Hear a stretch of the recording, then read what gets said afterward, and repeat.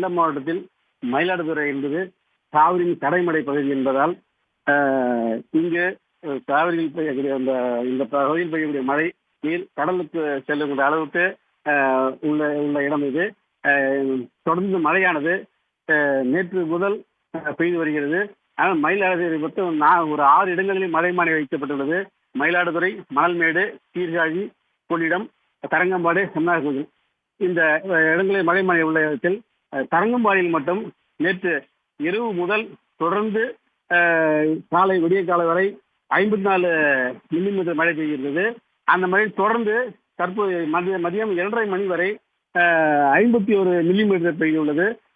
நேற்று காலை 8:30 மணி முதல் இதுவரை 100 மில்லிமீட்டர் தாண்டி உள்ளது.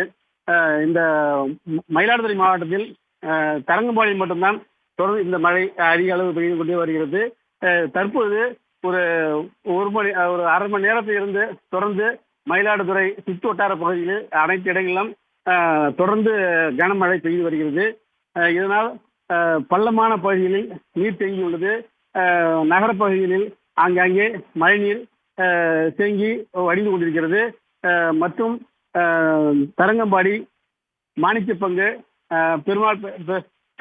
பெருமாள்பேட்டை மற்றும் சுற்று வட்டார பகுதியில் உள்ள மீனவ கிராமங்களில் வழக்கம் போல் மழைநீர் தேங்கி இருக்கிறது.